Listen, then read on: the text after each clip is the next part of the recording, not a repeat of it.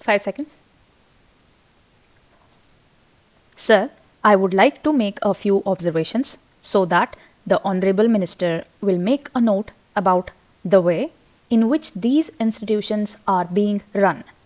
It is a good thing that these institutions have been started. But at the same time, we are suffering from lack of coordination in regard to our technical education. We have certain institutes like the Polytechnic, etc., under the Scientific Research and Cultural Affairs Ministry, and they are run through the state governments. Then there are the engineering colleges under the universities, and thirdly, sir, trade technical education is imparted by the Central Labour Ministry at the state level. In addition to that, the states have certain arrangements of their own for technical education. I feel that there is no effort at coordination, and that leads to good deal of confusion. Perhaps if there is effort, there are certain difficulties. I hope the Honorable Minister will tell us about that. I would also like to suggest that even in these 4 institutions, as for some time, the medium of instruction would be English. For emotional integration, an attempt should be made to take a few students from the neighboring region or other regions on a reciprocal basis. Otherwise, these institutes will themselves be developing, as was hinted by the previous speaker, some regional consciousness. There is great difficulty, sir, with regard to technical personnel for teaching, and I am not aware in what way these institutes will be staffed. Perhaps some foreigners will be brought in, but at the same time, with the arrangements existing at present for taking technical help from different countries, Russia, UK, USA, and Germany, I do not know whether there will be special courses provided in these institutes. For the teaching staff from those different countries, what arrangements there are, one does not know. In the present arrangement for teaching, I should have liked to mention the 5th arrangement for teaching at present, provided through the various industrial concerns like Bhilai, Rourkela, etc. All these big concerns have their big technical schools, and they take their students for postgraduate work as also for research work. What will therefore happen with regard to the standard is a question. Sir, we are not at all sure in our country about the correct use of terms. I would, for instance, mention here the word polytechnic.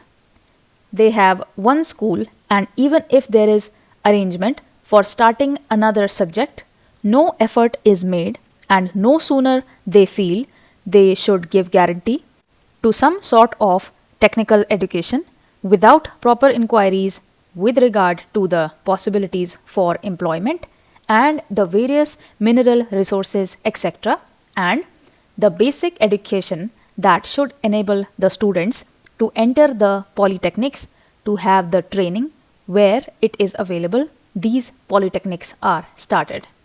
Similarly, there is some confusion about the use of the word university. We have the Roorkee University for one subject, viz. Engineering. So, it seems there is going to be one university for one faculty. We have one music university also in Madhya Pradesh. We are going to start, I am told, perhaps a university only for agriculture.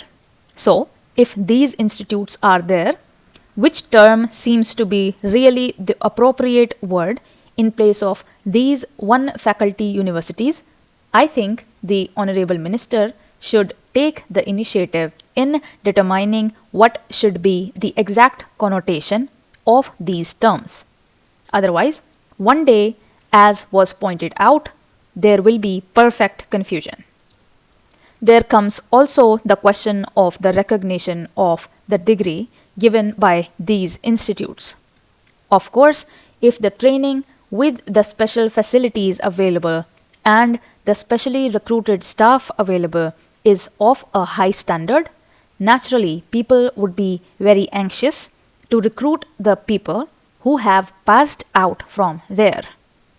In the beginning, there will not be any trouble with regard to making use of the graduates turned out from there.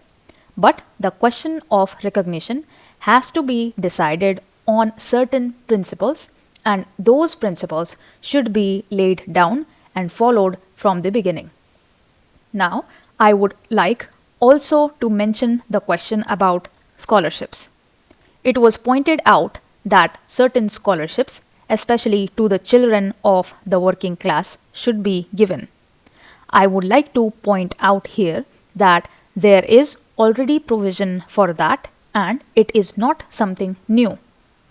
What I would like to stress is that scholarships should be in larger numbers. The scholarships do not seem to be adequate for the rising standard of living and the cost of living. The scholarships that are given do not meet half the need.